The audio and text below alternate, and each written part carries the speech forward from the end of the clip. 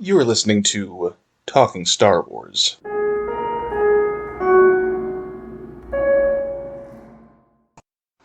Hello, I'm Alex, And I'm Connor, and today we are going to talk about Star Wars. which we do from time to time, and time again. We're going to focus on one aspect of the expanded universe visual media review that we didn't touch on a lot because we knew that we were going to showcase it later on, and that is Star Wars Visions. Yes, so Visions is the anthology series that, as of the recording of this episode, has released one season, and I believe by the time this episode comes out, there will be two. We will then release a follow-up. Yes. But it is a series of 9 episodes, each of which was animated by a different animation studio and team, and each of which is set in a different continuity, time frame, no crossover between them whatsoever, and it is glorious. I would say there's not even any loose allusions to what goes on in Star Wars at large. It is its own beast for sure. None of the episodes have Luke Skywalker. There's only one episode that contains any recognizable characters in the forms of Boba Fett and Jabba the Hutt. Without further ado, we are going to take each episode, tell you what it is and who animated it, what our thoughts are on the story, the visuals, and if we'd like to see it continue. So, we have episode 1 of Vision Season 1, The Duel, which was animated by Kamikaze Douga. And so when we talk about Star Wars, we kind of touch on the different influences that have sort of fueled Star Wars, and this definitely leads into the Japanese samurai type tale, where we have this character known as the Ronin, who is in this village, and the village is being just hassled by a dark side user and her gang. And we learn throughout the story that this Ronin character is not merely just a drifter or even a former Jedi. He is a member of the Sith himself.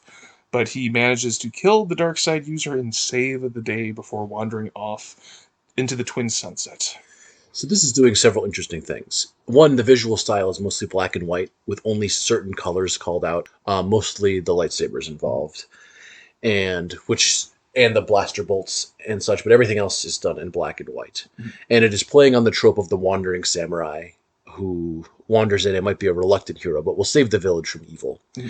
And so you're expecting, and all the visual and storytelling cues are telling you to expect him to wander into the town square and save the townspeople by revealing that he is carrying a lightsaber. And that happens, except his lightsaber is not blue or green or purple or yellow, it is red. And then his face is lit red, and the obvious shock on the townsfolk and the Sith he is fighting is obvious, and he fairly effortlessly then defeats in a battle the Sith leader of the bandits who are preying on the village. One of the best duels that we've seen, as you can reference in our May the 4th episode.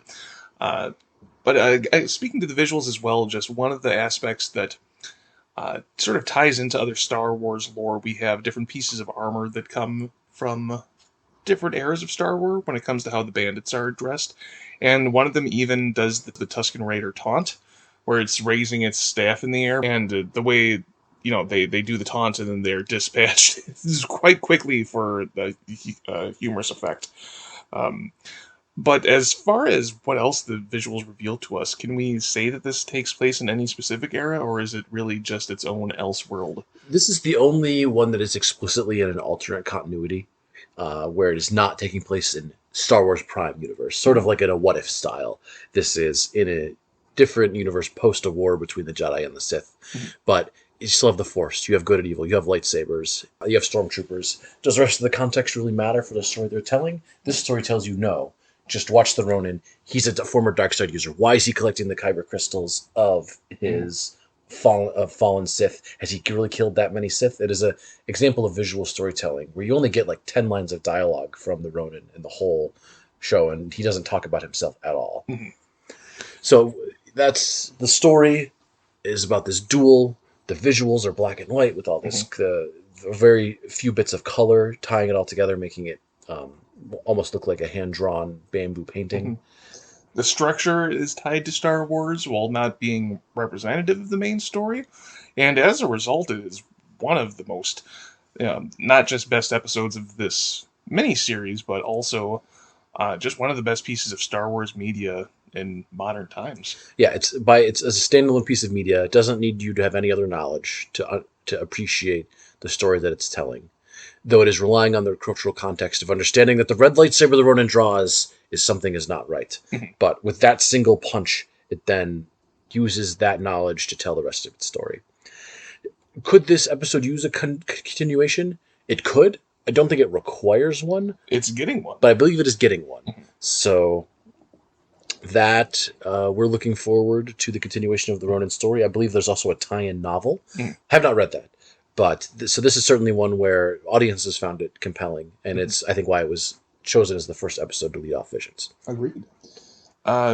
We go very quickly into an entirely different aesthetic with Tatooine Rhapsody. Yeah, episode 2. Tatooine Rhapsody by Studio Colorido. I'm sure I pronounced that correctly. So this one is again a ton of a tonal whiplash. It's why you have to take each episode individually, because this is a getting the band together episode.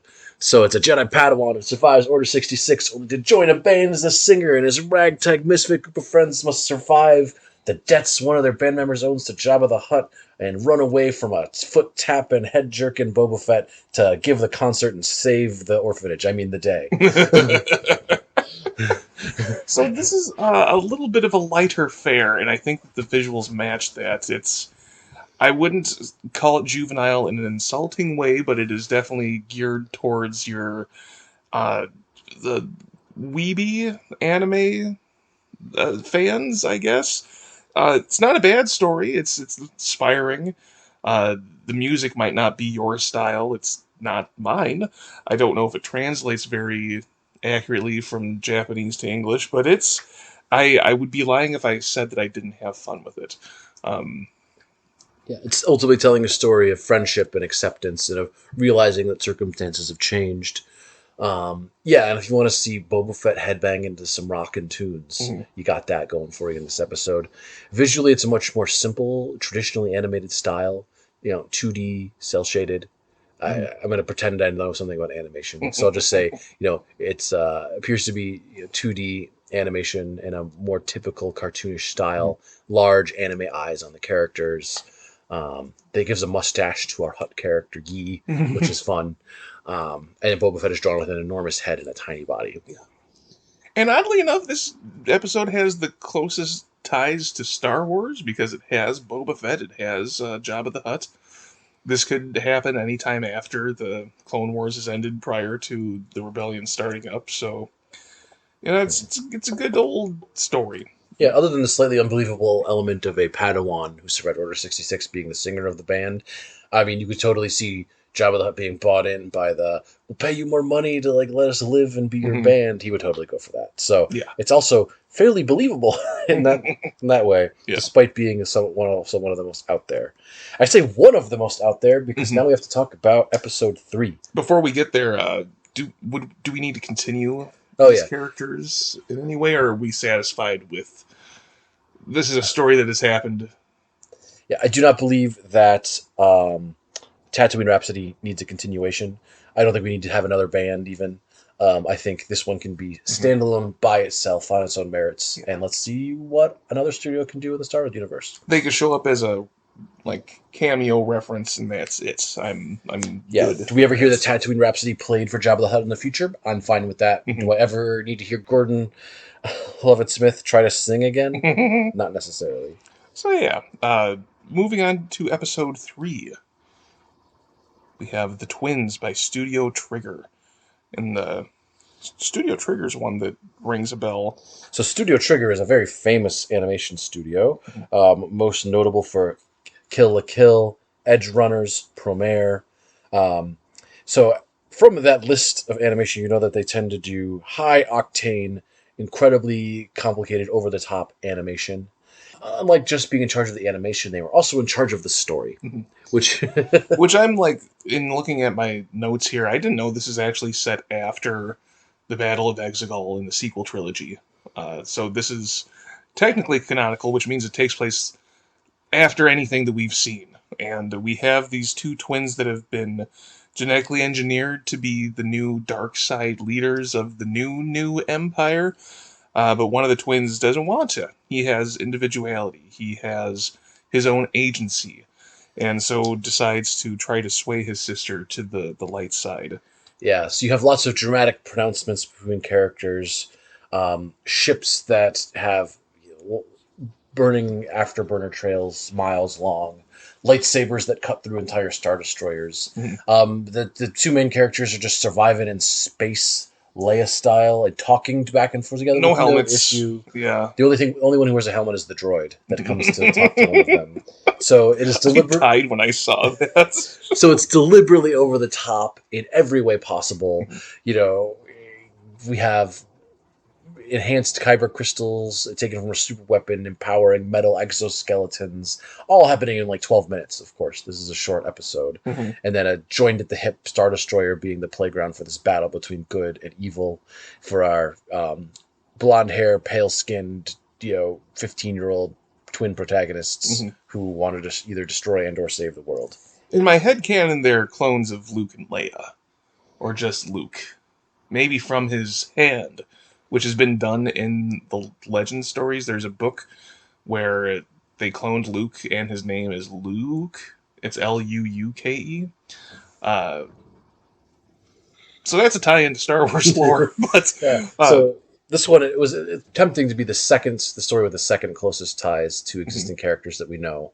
But again, it is ridiculous, mhm. over the top, excessive, um, and probably the least tightly plotted of any story. Mhm. Tatooine Rhapsody even had a tighter plot than this. Yeah, this But is very emotional and in highs and lows. yeah. It's out there.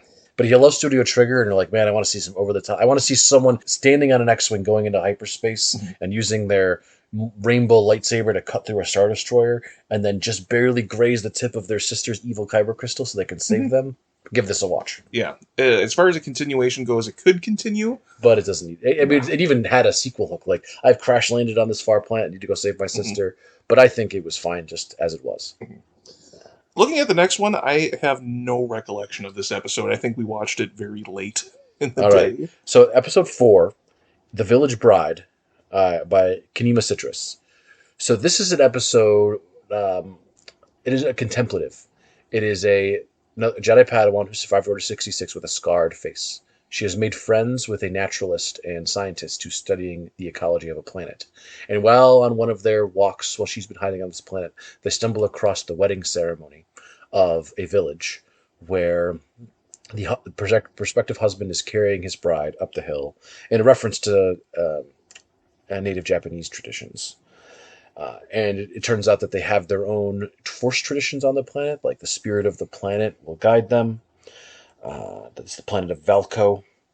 And so we see the story through these two perspectives of both this married couple and the surviving Padawan, in this atmospheric journey through the planet. We see force visions, and then there's this element of tragedy underlining it because after the wedding ceremony, the bride is being sold off to some bandits as collateral so that the village will not be destroyed. Mhm. That's kind of the impetus for the wedding in the first place, if I can remember correctly. Yeah, they're getting married earlier than usual because the next day she's going to be taken away, and Mhm. they want to be married before she leaves.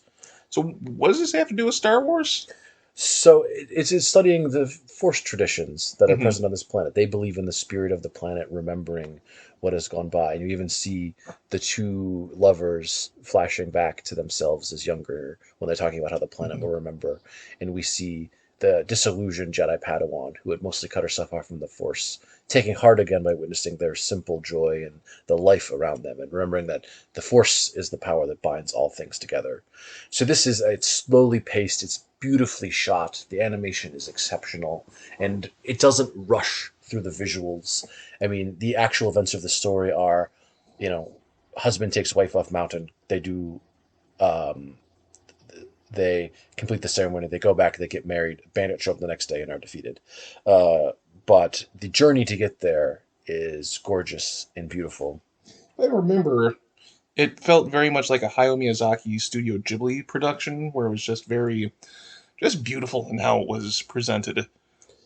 Plot wise, I couldn't remember a dang thing, but I remember liking the episode.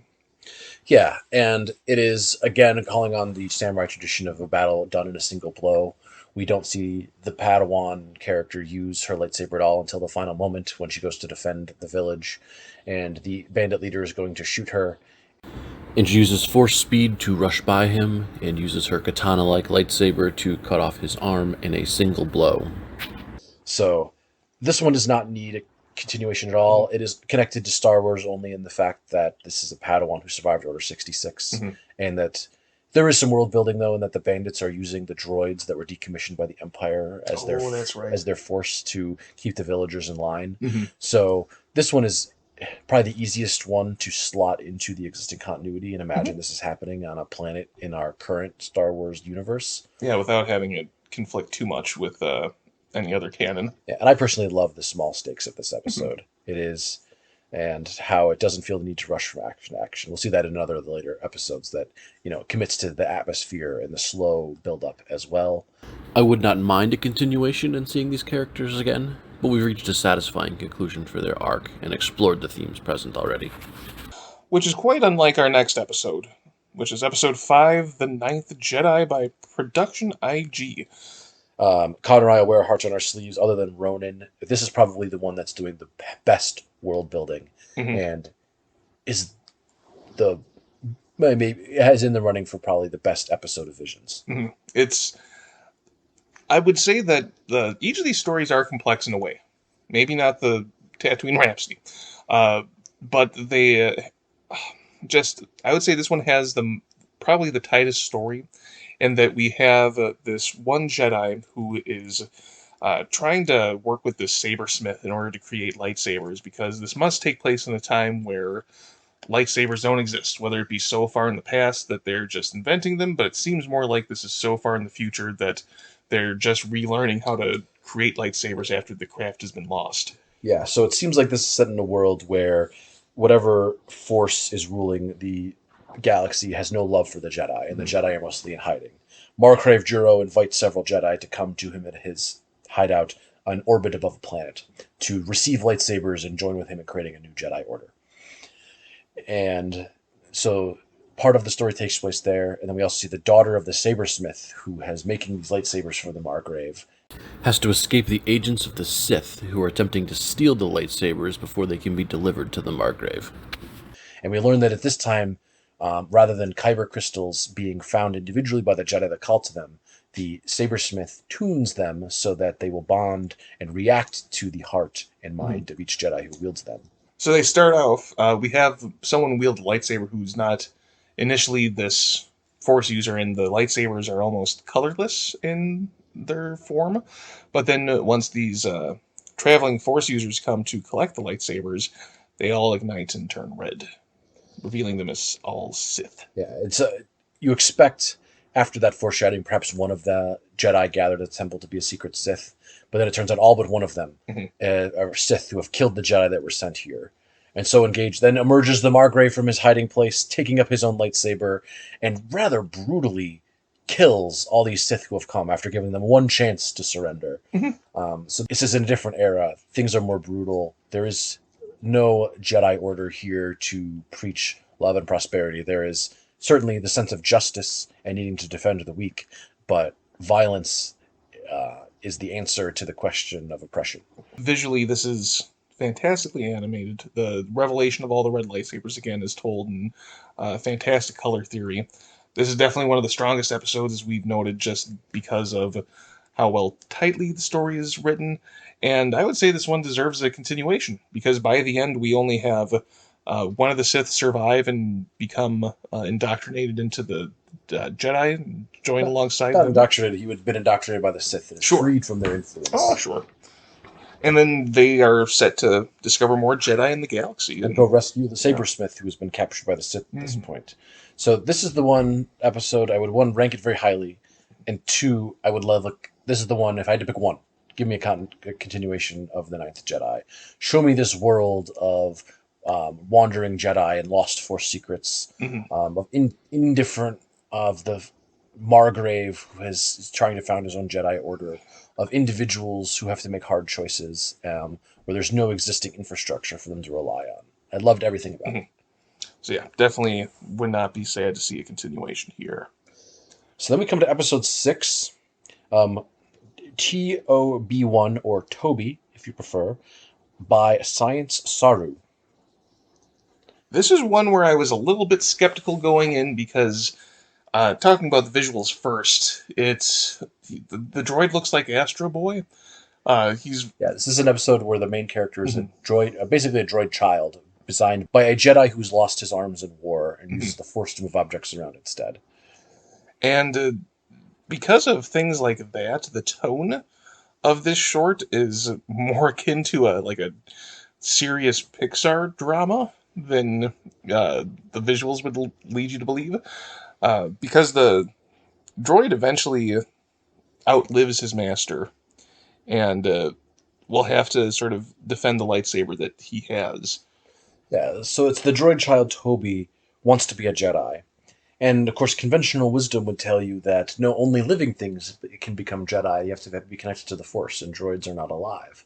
But if Toby is an advanced enough droid to truly have sentience, to be able to have um, agency and free will, is that agency and free will enough to connect to the Force? Does it require flesh and blood pumping through your body to connect to the Force? Or is the mere act of true consciousness and thinking enough to be part of the field of that defines life in the galaxy? And this show answers with yes, that is enough. Toby, despite being a droid, is able to wield a lightsaber and for a moment connect with the spark of his master, tap into the Force, and defeat the Inquisitor sent to kill him. And that's heartwarming. It's this, uh, again, inspiring story. When we talked about our favorite aspects of Star Wars on our May the 4th episode, I talked about how Luke Skywalker as your archetypal hero is inspiring, going from, no line of action to being on the road to adventure is exciting, and to have a droid go through that same arc is fascinating.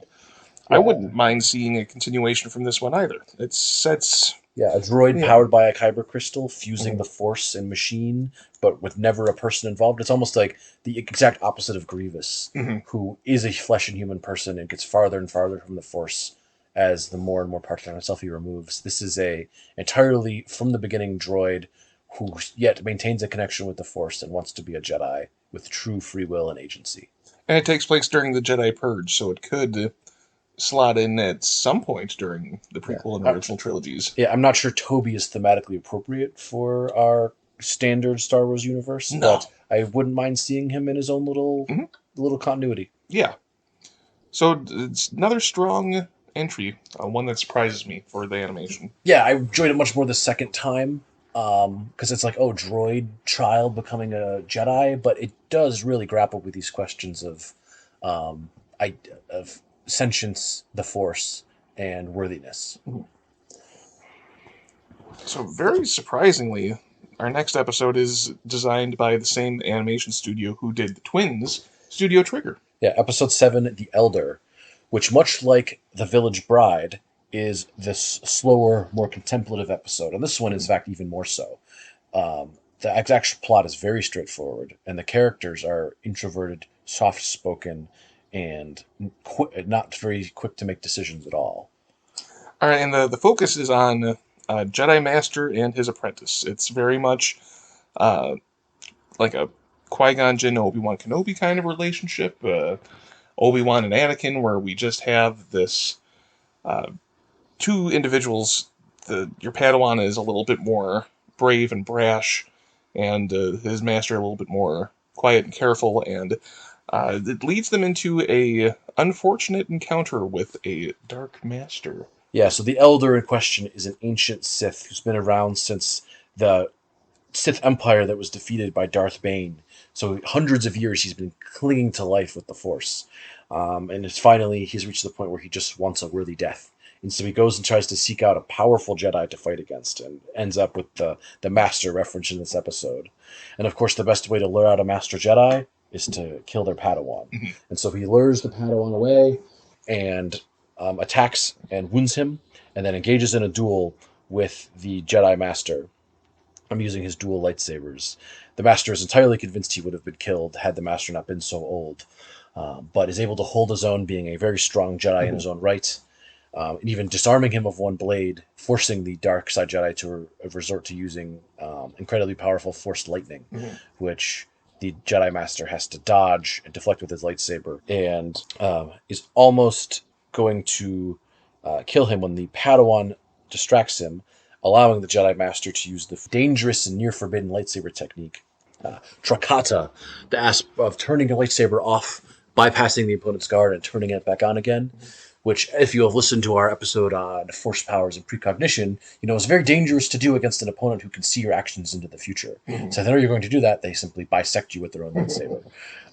But having the Padawan distract this old master, and he's also using Force Lightning, also wielding another lightsaber, is enough of a distraction for the old master to successfully use Trakata and burn a hole clean through the old master, whose body crumbles to dust in like a dark side echo of how the bodies of Jedi Masters who have communed with the wills fade into the Force. He has been alive so long, his body gets caught up on hundreds of years of decay in an instant. It's very icky and well animated. And that character is voiced by James Hong, who is the GOAT as far as, hey, do you remember that guy from that movie goes? He was just in Everything Everywhere All at Once, and he's been acting in Hollywood for what feels like 90 years. So in this episode, it's atmospheric. The battle takes place in the rain. There's only really like the three characters, along with some other supporting characters. And you get long discussions between the Padawan and the Master about the meaning of their actions. So it is a good look into the High Republic era for Jedi, and also a sense of the true power of ancient Sith Master. But their downfall is, as always, pride.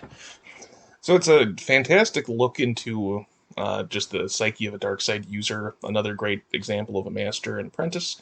This is set probably 100 years, couple hundred years before what we see in the Phantom Menace, so it doesn't have any kind of conflict with anything else going on in the story. And while I'd rank it high, I don't know if I necessarily need to see a continuation, maybe some backstory on the Elder, but I think it's a nice self-contained story, and then visually, it's actually relatively muted, which I think works well for the tone.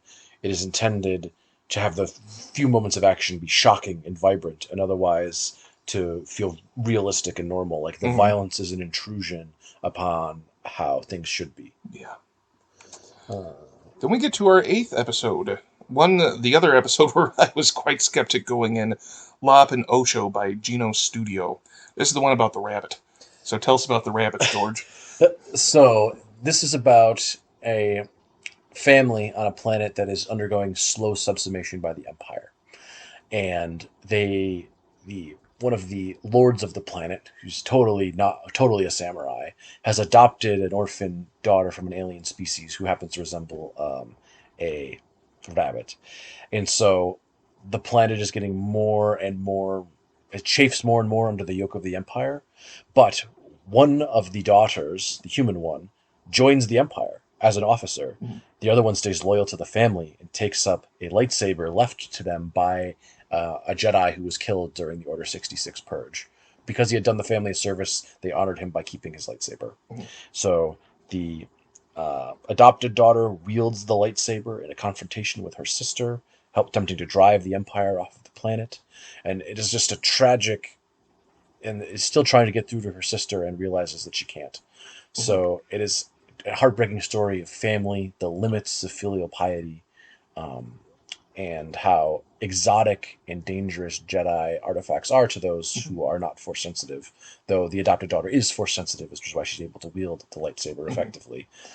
Yeah, it's a great story in terms of chosen family, and how even though you might not be physically related to someone, you can still uphold their legacy. And I think that's a story that should have been told in the sequel trilogy with Rey, where we have this unrelated character who goes on to bear the legacy of these legendary characters. So it's one of the most moving episodes.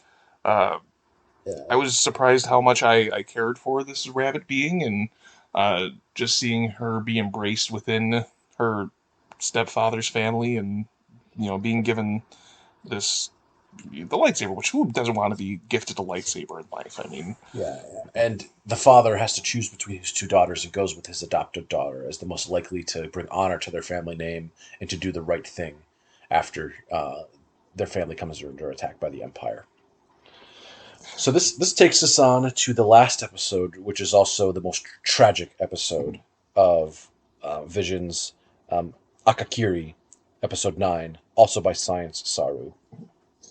So with this look, it's kind of nebulous when this takes place, but it kind of seems early in the Star Wars galaxy while the Sith are still at large, and we have this uh, tragic story where I guess we forgot to mention him in our precognition episode, but we have this Jedi named Subaki who has visions of someone dying in front of him, and it leads him to this. Is it this rescue mission, or is this more of a delivery mission for his So he princess? is trying to rescue the person he is in. He has a forbidden love for this princess, Mhm. and he is trying to rescue her from the Sith that have captured her. So he journeys to this far off planet. You think he's another wandering Jedi, almost like an echo of the Ronin. And he's got a blue lightsaber. Okay, he's a wandering Jedi, but Mhm. there's more and more depictions of his impatience and his anger, and you gotta tell he's riding the edge of the dark side as in retrospect. And he finally reaches to ready for a confrontation with the Sith master who has kidnapped his love, um, and battles her. But in the process, while defeating her henchmen, he himself kills the princess Mhm. that he is in love with. Um, and the only way to bring her back is to agree to become the apprentice of the Sith Lord who had captured her in the first place, as she needs recruits on her own warlord adventures. A broken man now, having been lured there by his own false visions, he agrees. They use their power to resurrect her, but then he is forever forbidden from being with her Mhm. because he has now fallen to the dark side and must do the bidding of his new master.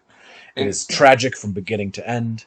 you fully expect this to have a positive ending because by and large all the other episodes did. They leaned into, hopeful, what's going to happen next. Even the end of uh, Lop and Ochi ended with, or concluded with Lop, Victoriously driving away her sister and freeing the planet. Yeah. yeah, but she's still hoping to bring her back into the fold and rejoin the family. So there's that idea of hope that things will be good. There's no hope in this whatsoever. It is a fantastic reflection of Anakin's own downfall in allowing his relationship and his attachment to bring him down to the dark side. But I find this one to be more poetic and more tragic just by how artfully it's depicted and how responsible Tsubaki is for this death.